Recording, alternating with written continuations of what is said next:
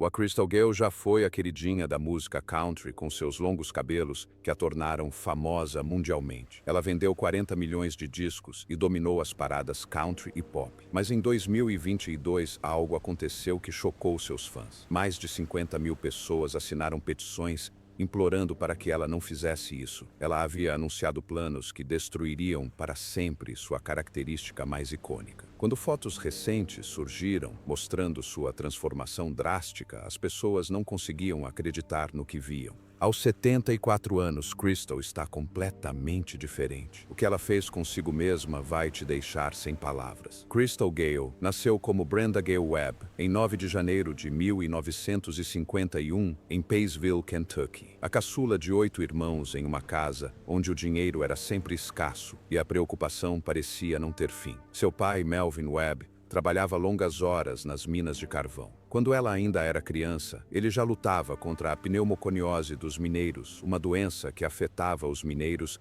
que passavam anos respirando poeira de carvão. Sua pequena cabana oferecia refeições simples e quase nenhum conforto, e cada inverno parecia mais pesado que o anterior. Quando ela tinha 4 anos, a saúde de seu pai obrigou a família a fazer uma escolha impossível. Paintsville tinha menos de 3.500 habitantes e a mineração era tudo o que a maioria das famílias conhecia. Mas em 1955, os Webbs juntaram tudo o que podiam carregar e partiram para Wabash, Indiana, na esperança de que os hospitais de lá dessem a Ted Webb uma chance de lutar pela vida. Essa mudança os afetou muito. Wabash tinha quase 10 mil habitantes na época, mas tamanho não significava conforto. Eles se estabeleceram em uma pequena comunidade para mineiros aposentados, vivendo modestamente e controlando cada centavo. Clara, a mãe de Crystal, encontrou trabalho onde pôde, primeiro em restaurantes e depois como auxiliar de enfermagem. Quase tudo parecia estranho. As montanhas tinham desaparecido. Os vizinhos não falavam, como as pessoas de sua terra natal. Até o ritmo de vida parecia diferente. As famílias de Indiana viviam com uma renda média de cerca de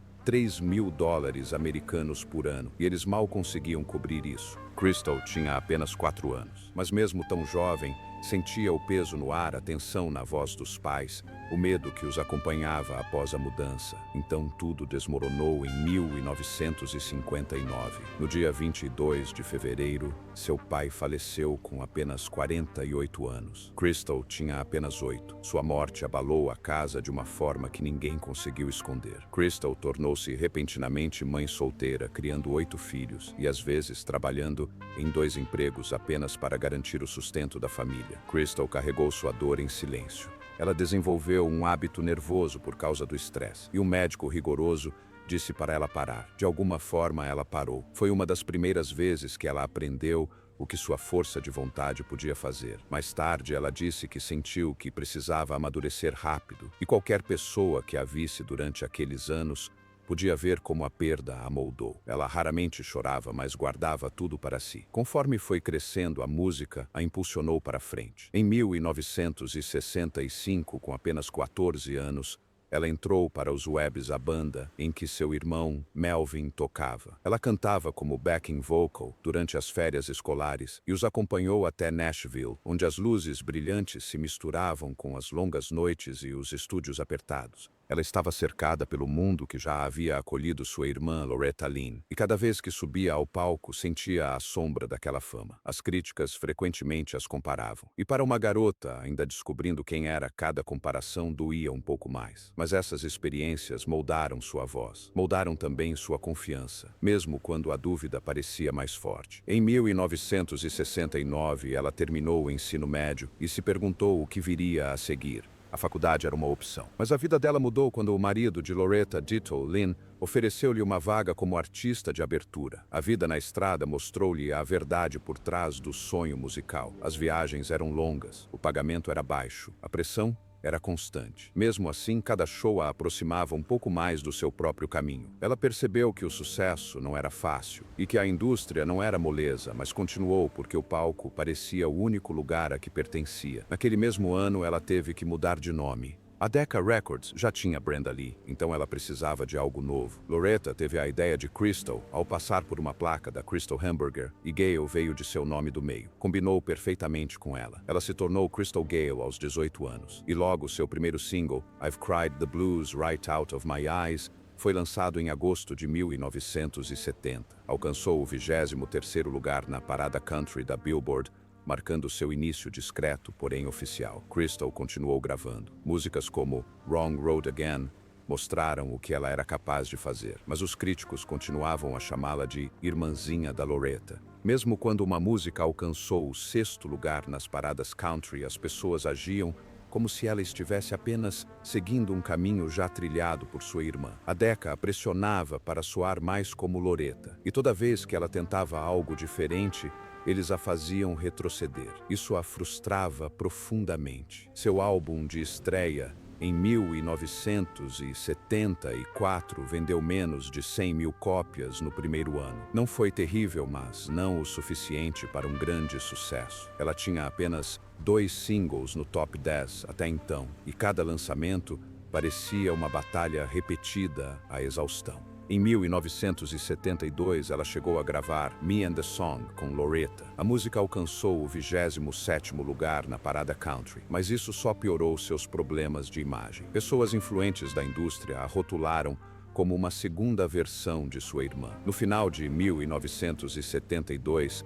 a Decca Records debatia abertamente se deveria promovê-la como uma cópia ou tentar uma nova abordagem. A pressão a sufocava. Ela sentia que estava se perdendo e as lágrimas nos bastidores se tornaram frequentes. Entrevistas de 1973 a descreviam como quieta e tensa, e em alguns shows ela chegava a questionar se pertencia àquele ramo. Ainda assim, ela tentou experimentar. Em 1973, gravou Locket Full of Love, que alcançou o 21º lugar. A gravadora esperava mais. Quando a música não entrou no top 20, eles apertaram o controle. Ela gravou algumas faixas com influência pop mais suave, mas a Decca as vetou temendo que fossem muito diferentes. No final do ano, eles estavam prontos para dispensá-la completamente. Sua carreira quase terminou ali. Ela continuou aparecendo em programas de TV como The Country Palace, frequentemente cantando músicas de Loretta. Mesmo quando sorria para as câmeras, ela chorava quando as luzes se apagavam. Sentia-se presa entre ser irmã e ser artista. Em 2019, disse que aqueles anos foram alguns dos mais dolorosos de sua vida. Em 1974, lançou seu último single pela Decca. Nobody's Child alcançou o 21º lugar em novembro. Foi um fim discreto para uma longa luta. Ela deixou a Decca em dezembro. Essa decisão poderia ter destruído tudo. Nashville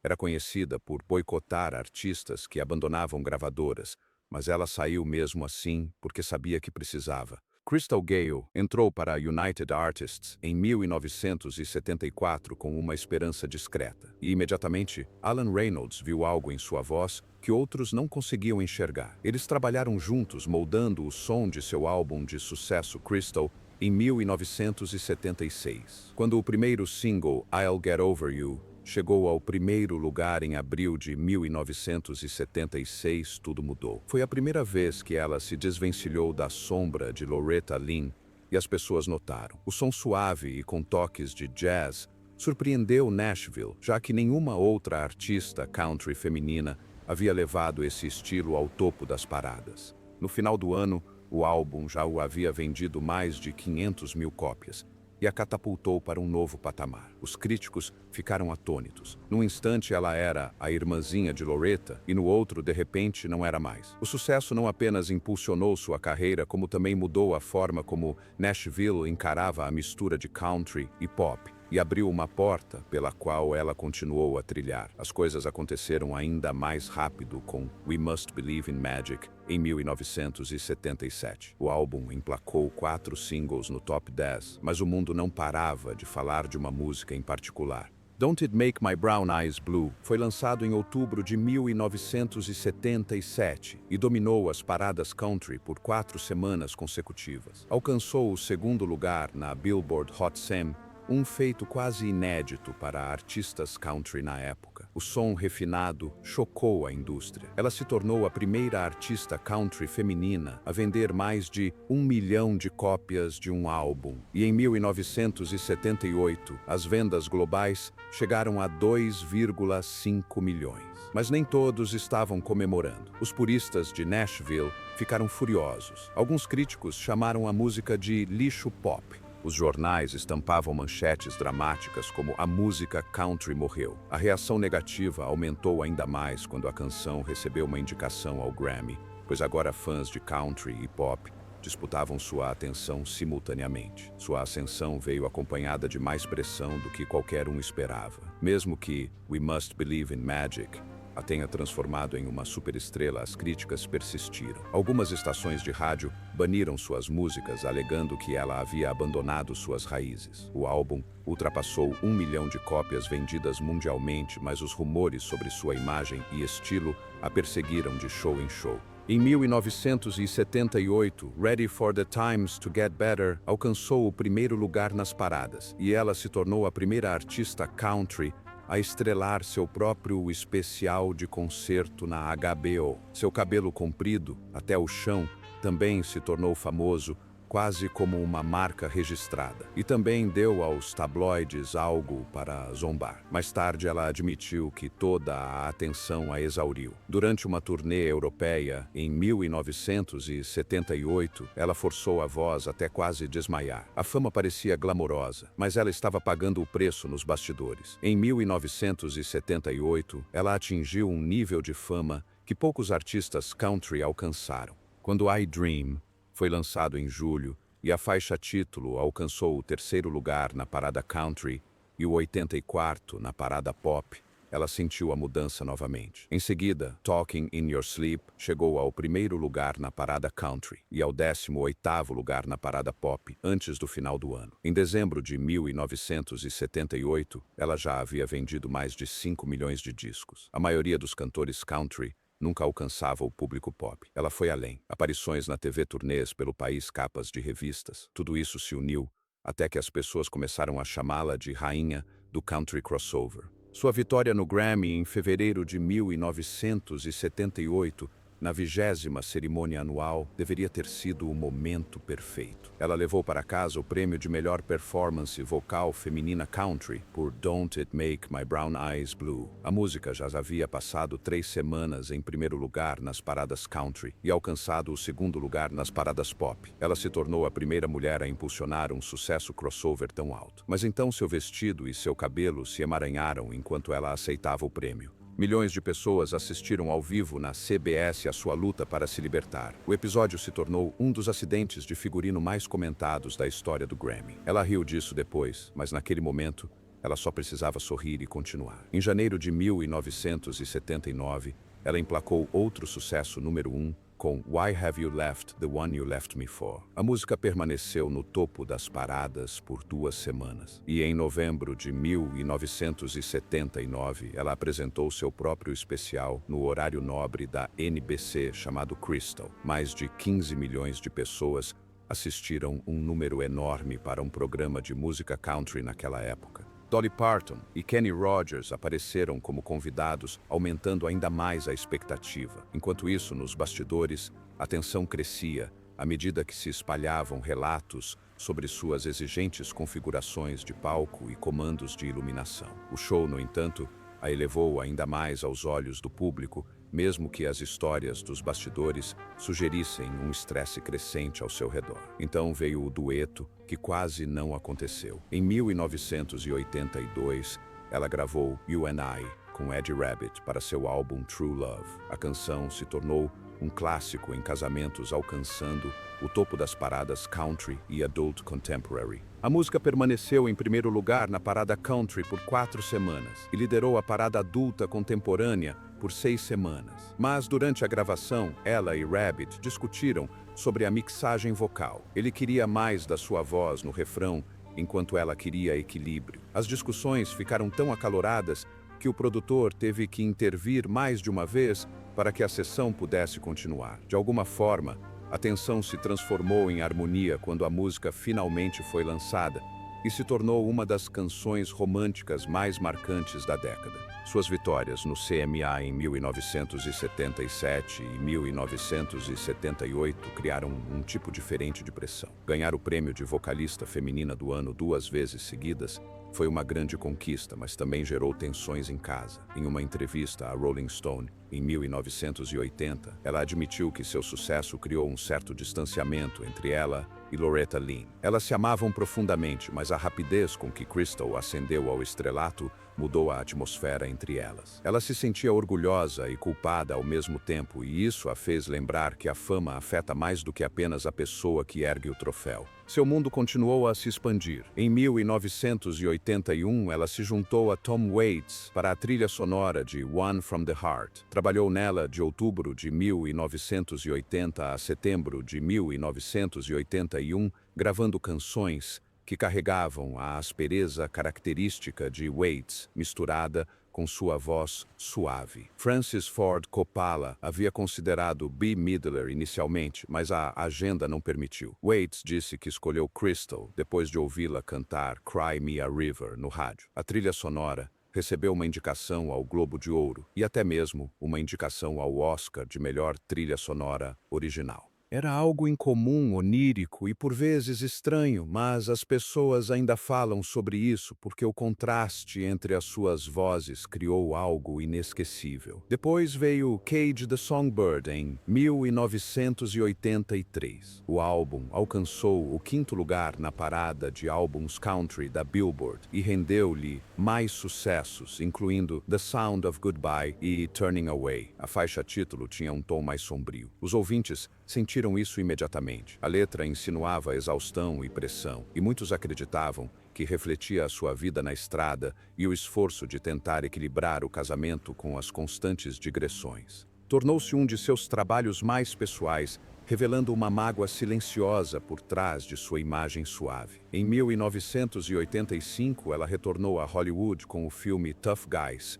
atuando ao lado de Burt Lancaster e Kirk Douglas. Ela interpretou a canção Tough Guys, enquanto tabloides espalhavam boatos sobre ela e Douglas. Alegavam que os dois estavam tendo um caso, e o rumor se espalhou rapidamente mesmo sem nenhuma prova. Ela negou repetidamente, mas os boatos a perseguiram durante toda a turnê de imprensa. Era para ser uma participação especial divertida. No entanto, tornou-se mais um lembrete de como a fama pode distorcer as coisas rapidamente. Crystal Gayle entrou em um novo mundo em 1988, quando assinou com a Capitol Records e lançou Nobody's Angel. Foi seu primeiro álbum após deixar a MCA e a faixa título ainda alcançou o 22º lugar na parada de singles country da Billboard. Tornou-se seu último hit no Top 40 por um tempo. O próprio álbum chegou apenas ao 63º lugar na parada de álbuns country da Billboard, e as vendas caíram para menos de 200 mil cópias. Foi uma queda brusca em relação ao sucesso que ela havia alcançado. Os críticos consideraram o projeto superproduzido devido à sua mistura suave de jazz e country. Os fãs também sentiram a mudança, pois o som se distanciava daquilo que havia moldado sua identidade anterior. Jim Ed Norman passou a ser o produtor, e essa mudança criou um distanciamento entre ela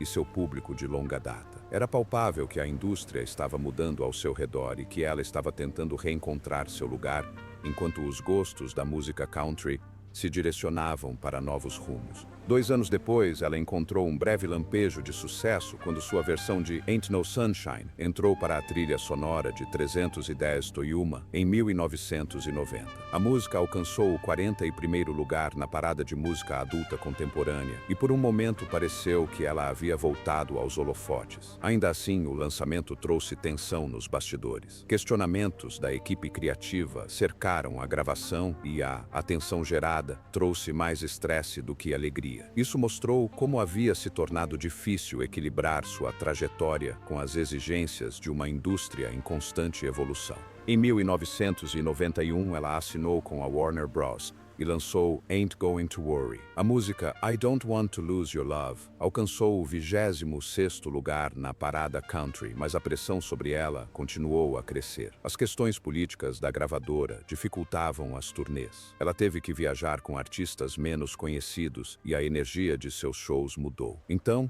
em 1992, seus desafios se tornaram ainda maiores. 2 de seus ônibus de turnê quebraram durante uma série de shows pelos Estados Unidos, obrigando-a a gastar muito dinheiro com concertos e a cancelar apresentações. A perda de renda quase a levou à falência. Ela teve que pedir dinheiro emprestado e repensar seus rumos na indústria musical. Isso serviu como um alerta, lembrando-a de que até mesmo estrelas consagradas precisam se reerguer quando o chão se abre sob seus pés. Seu foco mudou novamente em 1993, quando assinou com a New Vision Records e lançou um álbum gospel intitulado Someday. O lançamento veio após um problema de saúde relacionado à sua voz, e ela buscou na música gospel uma forma de cura. O som misturava gospel e rock, e essa combinação surpreendeu muitos ouvintes. Alguns admiraram a ousadia, outros se sentiram inseguros quanto à direção. O álbum alcançou a 63ª posição na parada cristã da Billboard e obteve um sucesso modesto, demonstrando a dificuldade de se aventurar em um novo estilo após anos em outra vertente. Capital tentou reconquistar seu público fiel em 1995 com o relançamento de uma coletânea de grandes sucessos, que incluía uma nova canção chamada Wild Things. Mas o mundo ao seu redor estava mudando novamente. O grunge dominava os anos 90 e o rock alternativo invadia as rádios. Os crossovers entre country e pop lutavam por espaço. Crystal disse mais tarde que essa era a deixou se sentindo perdida e o peso desse silêncio a levou a uma longa pausa. Quase 2 anos se passaram sem novas gravações, enquanto ela tentava recuperar seu senso de direção. Então, em 1999, algo inesperado aconteceu. Ela retornou com tudo pela gravadora CO. Era um álbum de jazz e standards que incluía sua versão de Georgia on My Mind. Os fãs ficaram impressionados porque o som se distanciava muito de suas raízes country.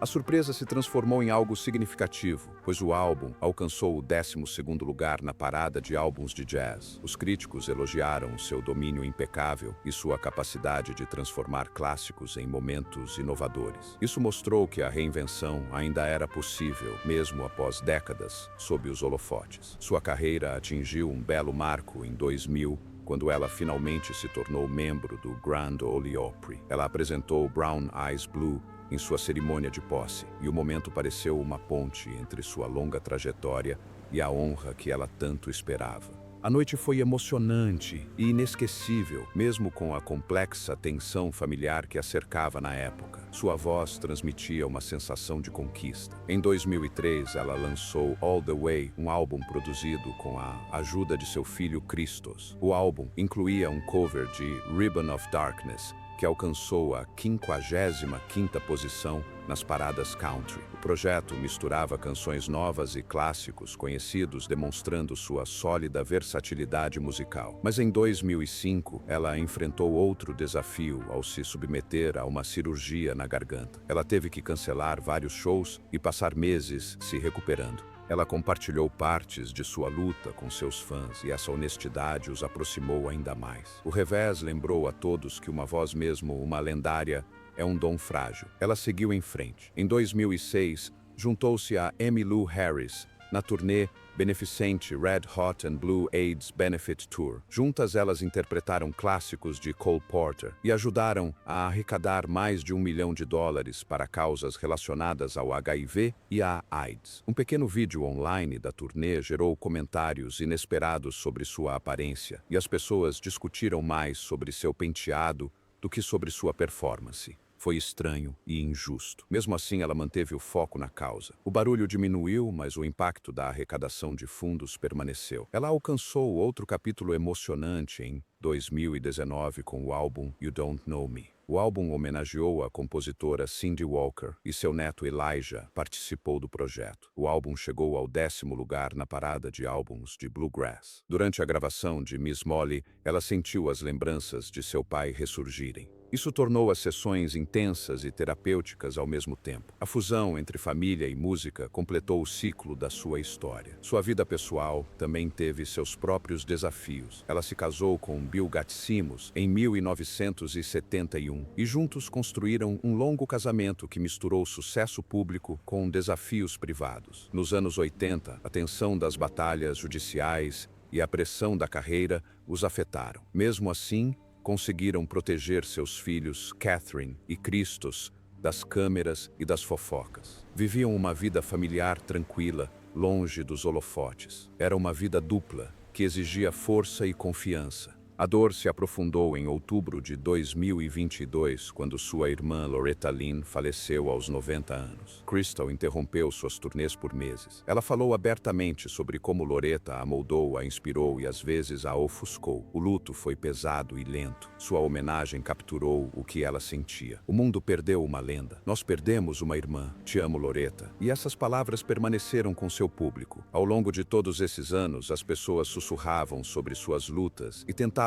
adivinhar o que ela enfrentava por trás das cortinas. Isso é algo que muitos artistas veteranos vivenciam com o passar dos anos. Rumores vêm e vão. O que permanece constante é o trabalho, os anos de apresentações e sua dedicação em continuar. Seu papel como mãe trouxe seus próprios desafios. A fama empurrou sua família para as sombras quando ela desejava que pudessem ter vivido uma vida mais simples. Ela buscou terapia na década de 1990 para equilibrar o estresse da fama com as necessidades de seus filhos. Ela não queria que eles se sentissem perdidos em meio à sua carreira. Esse esforço demonstra o quanto ela valorizava o lar. Mesmo quando o mundo exigia sua atenção, ela também travava suas próprias batalhas silenciosas. Após perder a mãe para o Alzheimer em 1981, ela apoiou discretamente causas relacionadas à doença. Raramente falava sobre seu luto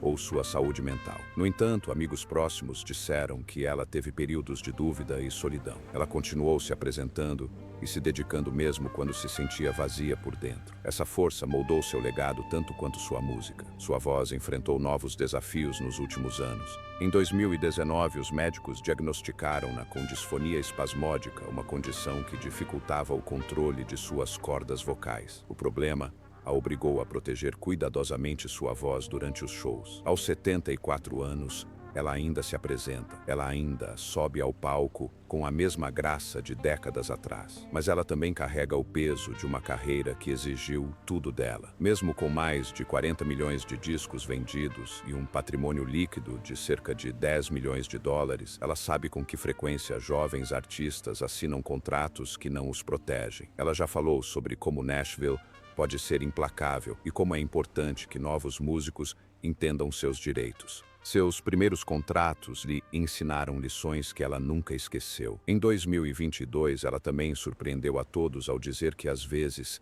sentia vontade de cortar seu famoso cabelo comprido até o chão. Os fãs reagiram imediatamente. Mais de 50 mil pessoas assinaram petições pedindo que ela o mantivesse. Ela brincou dizendo que cortá-lo seria como perder uma parte de si mesma. No entanto, ela também admitiu o quão pesado era carregar essa imagem por tanto tempo. Isso mostrou o conflito entre a expectativa pública e o conforto pessoal. Agora, com menos aparições públicas, as pessoas se perguntam quais são seus planos para o futuro. Alguns dizem que ela está preparando uma última série de gravações. Outros acreditam que ela está se aposentando para descansar após uma vida inteira na estrada. Ela nunca confirmou nada disso. Tudo o que sabemos é que sua história é repleta de beleza e dificuldades. Sua voz tocou gerações.